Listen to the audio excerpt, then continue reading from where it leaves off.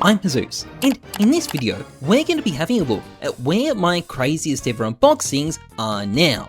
Basically, I've opened a ton of insane skins over the years, and every single one of them has gone to a new owner. Sometimes this new owner's been a trader, sometimes it's been a collector, sometimes it's a pro, and sometimes it's just an ordinary player. And sometimes they've been owned by dozens of different people. And in this video, we're going to be having a look at where all of these skins have ultimately ended up, and just how many of them are even still f***ing tradable. Let's get into things. Now, this video is sponsored by Skinsmonkey, the trading site where you can quickly and easily trade your skins. Just log in, add your trade link, and you are good to go. All you have to do is select the items you want and hit the trade button. There's over 150,000 items to choose from, and if you use my code Heyzeus, you can get up to $5 off your first trade. And even if you're not interested in trading, the site holds free, daily, weekly, and monthly giveaways that you can enter completely for free. It's a great site. Check it out, link is in the description. Now, before I start, I've got to explain. This video has a dark secret. There's something dodgy going on with what we're going to be looking at. I'm going to explain it at the end of the video, and it's not really going to make sense until we've been through everything anyway. But just keep in mind, there is something going on with a lot of the skins we're going to be looking at. So we're going to start with the first knife I ever opened. This was a field-tested bayonet autotronic, and I opened it on June the 7th, 2020. The history of this skin is pretty simple as well. Basically, I sold it on the Steam market in March 2021 to this guy, and he has owned it pretty much ever since, and probably will forever since it looks like he may have quit CS. Now, the next really crazy unboxing I had wouldn't come for more than an entire year, and it came in the form of a factory new Cramper Gamma Phase 2 on May 16, 2021. Now, this unboxing happened before I started cash trading, but I had Zipple on the stream with me, and he identified this as a $1,300 skin. Now, the price history of this skin since I opened it is pretty wild.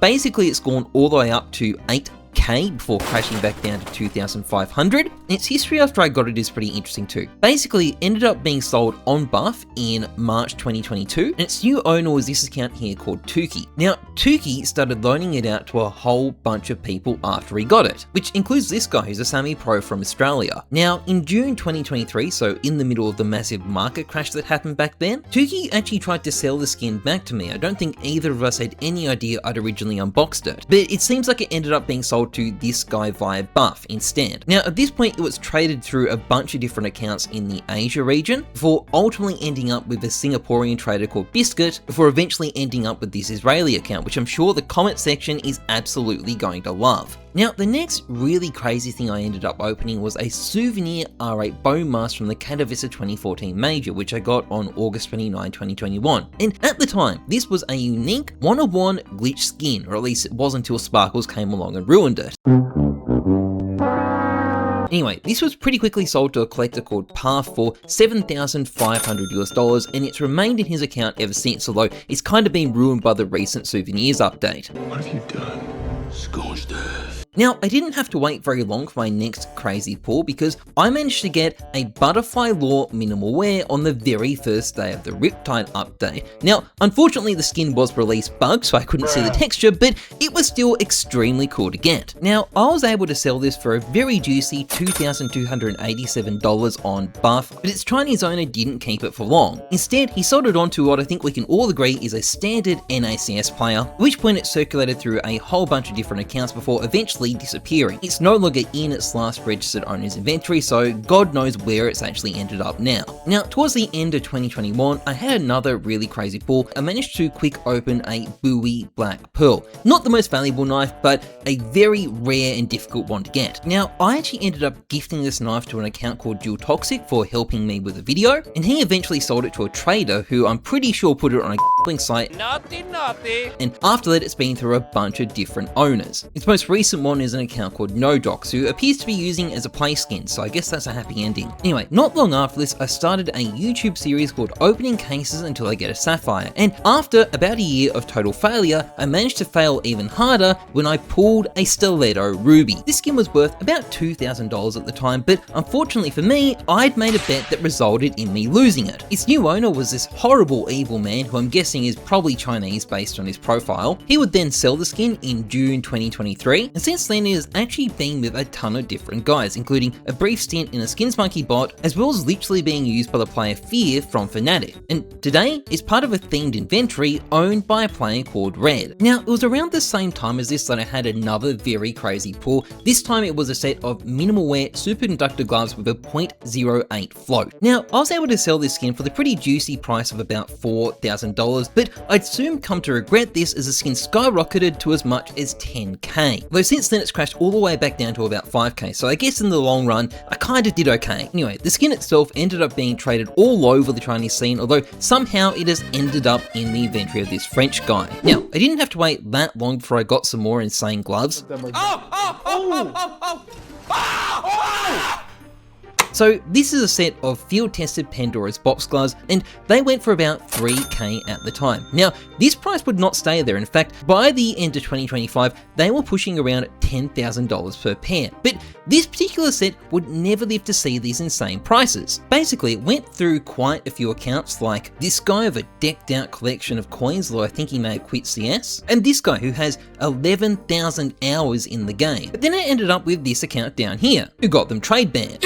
And given the nature of the ban he's got, I think it is very likely that the reason he got it is that he scammed them. Now, my next really crazy unboxing happened later that year when I finally got my hands on a Sapphire. If he Go!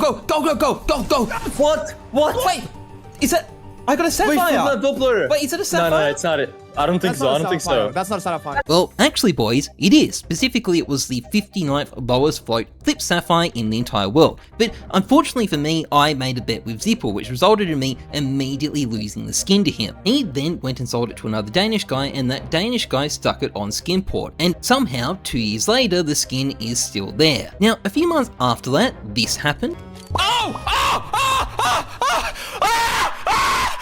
So this is an M9 Ruby, very, very high-end skin, definitely the best thing I've ever pulled from a case. And I had every reason to be excited because at the time they were selling for more than 10 grand. Now, this has come down a bit since then, it's a bit less than 8 grand now, but that was not an issue for me because I managed to sell this for a very, very healthy price on Buff. Now, the first new owner was this guy who appears to be a high-end Chinese trader of some description, there are a lot of them, and since then it has been owned by a bunch of other Chinese collectors as well.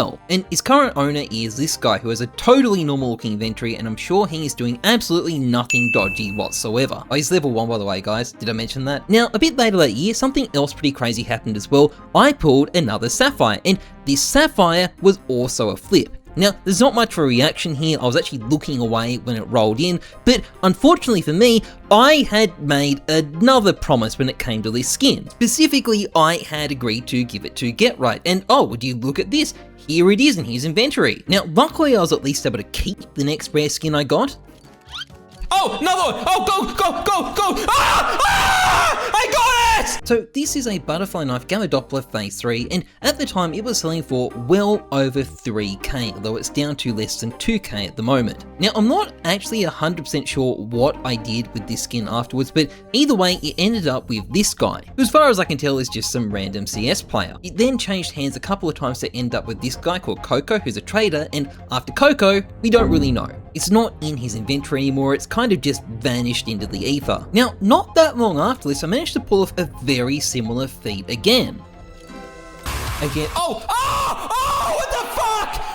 fuck? Oh, that's phase 2! So this is an M9 Gamma Doppler Phase 2, basically the second best thing you can get from the Gamma skins after the Emerald, and I was able to flog this off for an extremely nice price during the height of the skins bubble. Now, it didn't work out quite so well for the guy who bought it off me. In fact, it looks like he sold during the middle of the crash when the trade-ups update happened, so that must have sucked quite a bit, but the current owner is a skins trader, so I imagine this skin is probably on its way to a new owner at some point in the near future. Anyway, after this extremely lucky pull, the next time I really fucked shit up was when I got 2 Karambit Fades in a single unboxing from weapon cases. At the the time, these were over 4k each, so I was pretty fucking happy about this. But unfortunately for the poor who bought them off me, this was right before the trade-ups update, so they kind of ended up being bag holders. There's not much else to say really. I mean, the owners are just ordinary players, but that kind of makes it worse, doesn't it? I mean, it's not like they're traders who can make back what they've lost. Anyway, it was shortly after this that Valve added gold trade-ups to Counter-Strike, and this resulted in the market having what's known in the industry as a really bad day. But it's also meant I've done a lot of trade-ups, and we're going to look at some of the more interesting skins I've got. For example, there was this trade-up here. So this was a